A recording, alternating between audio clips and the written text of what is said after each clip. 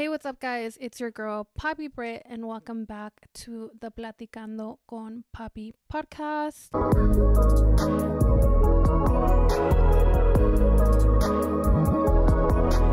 If it's your first time here, then thank you so much for tuning in. Make sure to give the podcast a follow and tune in every week. I'm going to be posting every Monday, so make sure to tune in. And if you are someone that is coming back, then thank you so much. It really took a lot of courage, if we're being honest, for me to post my first podcast. As I mentioned, it took me multiple years of me saying that I wanted to do it to finally do it. So I'm really grateful for the feedback. I'm grateful for the people that took the time to listen, for the people that took the time to share, and for the people that took the time to reach out to me. I had one friend who reached out and was like, I know you don't need my validation, but I want to let you know this really resonated with me. And I was like, honestly, that's literally why I'm doing this. It's all about community for me. It's about being vulnerable and sharing my stories and sharing what I go through and connection. So I'm very grateful for the people that take the time to DM me and talk to me about like the way that things resonate with them or what it made them feel and stuff like that. So it's never a bother, and I'm so grateful for the people that took the time to also reach out to me and tell me how the episode resonated. Just as I expected, this podcast already tested me. I expected to get tested, but bitch, I did not expect it to be so goddamn soon, because the first fucking comment that I received on my YouTube was a hate comment. I remember after I posted the podcast, I went to sleep for a little bit and I woke up. First thing I check is my YouTube, and of course it's a hate comment. And mind you, I'm not new to hate comments. I get hate comments all the fucking time.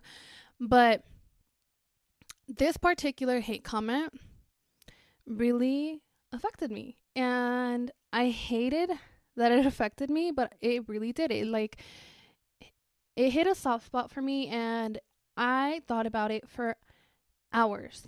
I saw it at like 8 a.m. and here I was at like 1 p.m. still thinking about it. That's all I could think about that morning. And so I had to see it as an opportunity, because it gave me the opportunity to decide what I was going to do with that. And I had to really sit with it and figure out where the trigger was coming from. Like I said, it was something that really, it bothered me, and I knew it wasn't true. I don't really take people's opinions into consideration unless it's someone that I care about or someone I look up to or something that I value, right? But this random person with no profile picture made this comment, and it hit a nerve. And I was like, why is this bothering me so much? And for a little bit, I was kind of mad at myself, because I was like, I'm really letting this person get to me. And it wasn't that they were getting to me. I was more mad at myself, because I knew that they weren't right. I knew that their comment shouldn't hold any weight towards me, but it was. And so I had to sit with it, and what I realized was that I was denying myself the ability to process it if I just pretended like it didn't bother me. Because I knew I had a few options, okay? Like, I could have gone back, commented something mean, something nasty, and then temporarily felt better about myself. But then I thought about it. I was like, that won't do anything for me internally, really. It's going to make me look like a bad person, and then that person's going to be able to validate the comment that they made, because they're going to be like, see, here you are being a piece of shit. So they would be able to validate the nasty shit that they told me. So I was like, no, because hate is way too fucking easy. So I was like, no, we're not going to do that. We're not going to let that be a defining moment of my character, okay?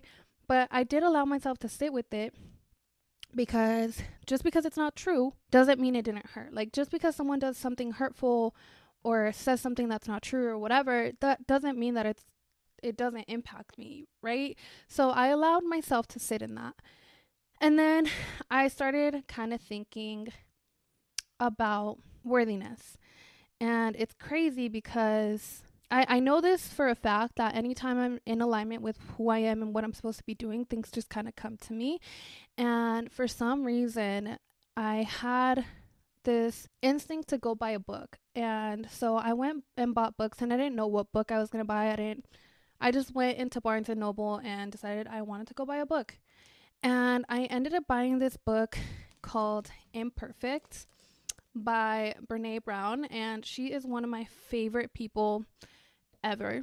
She is so educated and she's literally amazing. I'm already like halfway through the book, and it's such an amazing book. It came at the perfect time that I needed it to. And in this book, literally what she talks about is imperfection and being able to accept it. And I've already highlighted, like, I like to highlight the different quotes and stuff that resonate with me. In this book, she talks about like wholehearted living, authenticity and connection and self-worth and self-love and like shame and basically all the things that make you human. Basically, she studies shame. So I recognized that what I was feeling was shame because this person made a comment that triggered one of my anxieties, one of my insecurities, and how she recognized that her courage is acknowledging her and not hurting back, because she talks about how like someone said a hateful comment towards her one time and she was inclined to like talk shit back, right? And she processed it with her friend. Her power was acknowledging her without running from it, and Brene's power was acknowledging her and not hurting back. And that made me think about my courage and acknowledging how I acknowledge her. And for me, it's not to hurt back. And she even talks about it here. She said, cruelty is never brave. It's mostly cheap and easy, especially in today's culture. And so that's why I didn't realize that that's what I had done, is chosen to acknowledge hurt and not hurt back. But then a few days later, I buy this book. I was able to acknowledge the hurt without running away from it. And I think that's one of the most powerful things I could have done, because when you acknowledge your hurt and acknowledge your vulnerability and acknowledge your power, you reclaim your power back. Because I told myself, like, okay, I knew that this was going to happen. I knew that I was going to get hate, and I'm probably going to get even more hate. It's probably going to be the first comment of many that I'm going to receive that are hate comments. But I told myself that this is something that I want to do. So I need to prepare myself for it and be ready to call my power back and recognize that worthy is something that you are. It's not something that you have to earn. So just because this person decided to make this hateful comment towards me, I had to remind myself that I'm not any less worthy of taking up space. Even if I was and am imperfect, it doesn't mean that I'm less worthy of love and worthy of taking up space. And that the only person that defines my worth is me. And by letting other people define my worth, I am losing my power. Because when I try to be everything for everybody else, I become nothing for myself. Because in the time that I was replaying that comment in my head, I kept telling myself, well, I could do this, or I could change that, or I could become this. And then I realized, okay, this person said they hate this about you. And then say someone else says that they hate this other thing about you. Are you going to change that too? Okay, say another person says they hate another thing about you. You're just going to shapeshift into what other people want you to be, and you're going to lose who you are. It's crazy because I've had all of these different quotes come up. I'm one of those people that I stay sharing quotes on my Instagram stories nonstop all day, every day. Not only because they help me, but because I know they help other people. And I've been into quotes since I was little. Like, I remember I used to be like on Witty Quotes, and I used to be on Tumblr, and I used to print out a bunch of different quotes that I liked, and I would post them on my wall. So I've always been into poetry and quotes and all of that shit. I just share it with the world more now. But I've been seeing so many different quotes about worthiness and authenticity this week, which is so fucking crazy, because it's just like the universe fucking knew that that's what I was struggling with, and that's what I needed to learn this week. And so it's crazy that I found this book, because in this book, that's what Brene Brown is talking about. She's talking about courage, and she's talking about connection, and she's talking about practicing love and practicing compassion towards yourself. In this book, she gives several examples of how she's had to learn how to navigate and practice courage, compassion, and connection. Literally, she has one of the titles is literally Courage, Compassion, and Connection, the Gifts of Imperfection. She also goes on about how one of her strongest attributes and the way that she's been able to practice courage, compassion, and connection has been through sharing her stories and telling the stories in which she has been tested in order to practice that for herself. It made me reflect on this hate comment that I received. First comment that I fucking received was a hate comment. And obviously it was shitty. And it felt shitty, and I'm not going to deny myself of acknowledging that, because it was not something that was pleasant to read or whatever.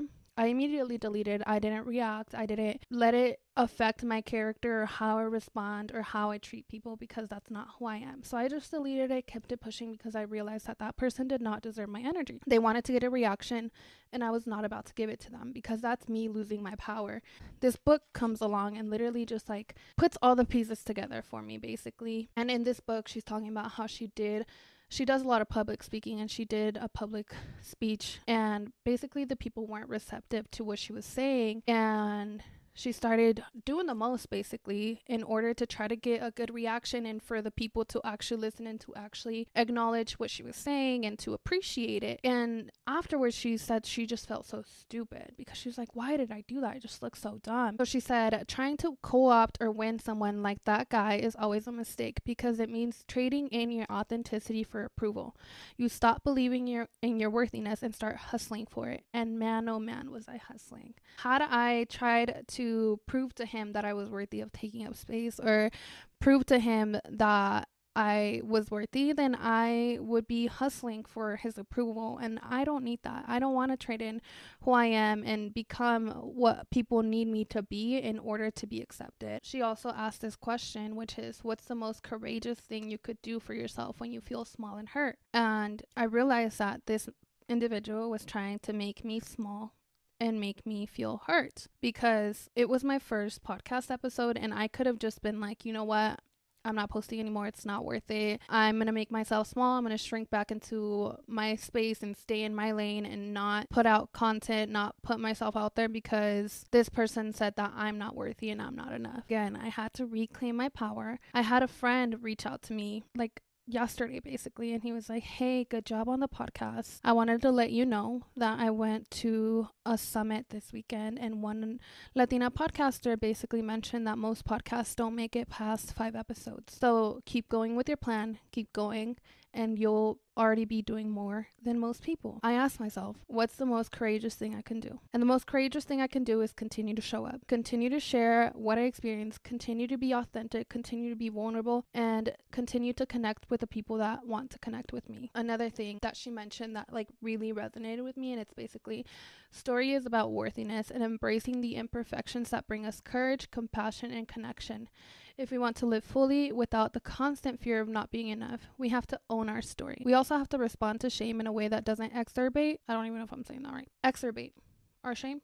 Yeah. We also have to respond to shame in a way that doesn't exacerbate our shame. One way to do that is to recognize when we're in shame so we can react with intention. And so that's what I did. I recognized that this person made me feel shame. I wasn't going to minimize what I was feeling, because it was also valid. The most courageous thing I could do was share this with you guys and share how it made me feel and share my story and share that I decided to keep going despite what one person decided to comment. Maybe other people were fucking thinking it. I don't give a fuck. But this person decided to go ahead and comment something hateful. And like I said, I had to recognize that that's easy to do. I could have commented something nasty and ugly back, or I could have reclaimed my power, shared my story, and shared the way that it impacted me. What makes me connect with people the most is when I'm vulnerable, when I share the shit that I have gone through that hasn't been the prettiest, that has not been the nicest at that moment, that in the moments where I have felt the weakest, in the moments where I have felt vulnerable, that's when I've connected with people the most. And that's literally why I made this podcast, is because I want to be authentic. I want to practice compassion, and I want to create connection between me and the people that I care about and the people that care about me. This comment also made it so that I had to practice what I already knew, because even in the book, she talks about how a lot of people know what they need to do to live a happy, healthy life, but a lot of people don't practice it. A lot of people know that eating healthy, working out, meditating, whatever else is healthy for you, but that doesn't mean people do it. I know exactly what I need to do in order to be healthy and to be compassionate towards myself. And so I had to practice it. And I really had to sit down and figure out how I was going to get past this hateful comment. And so here's what I did. I'm going to tell you guys what I did with this comment. I was pissed at first and I was hurt. I actually read the comment and I went back to sleep because at that moment I knew I was going to react out of emotion and it wasn't going to be something that was healthy for me. So I went back to sleep. I woke up and I went to the gym because I know that the gym was going to help me get my mind right, help me process what was going on in my head and process why this comment was triggering me. I had to talk to myself like someone I love. I'm grateful that I have a baby sister. She's 6 years old. So a lot of times I'm able to talk to my inner child by imagining her. And I think about it and I think about her coming to me and telling me that someone made that comment towards her. And I asked myself, what would I tell her? Would I tell her that they're right? That this random person that doesn't even know her is right and that she's any less worthy of being loved? And I wouldn't minimize what she's feeling. I wouldn't say, oh, you're dumb for feeling that way. Oh, you're stupid for letting it get to you. Because it's valid. It's valid that she felt that way. It's valid that it hurt her. And I'm not someone to tell her that she's wrong for it. Being worthy is not something that you earn, it's something that you are. You are worthy in spite of the mistakes you've made or the failures that you've had. You are literally worthy simply for being who you are. I realized that your ability to see your worth also comes from being able to love yourself unconditionally. Because for me, being able to love someone unconditionally means being able to see the good and the bad and loving them regardless. The way that this week has been pieced together and this lesson has been pieced together for me has been very interesting. But I had a friend call me last night, and it's one of my friends who I'm very, very close to.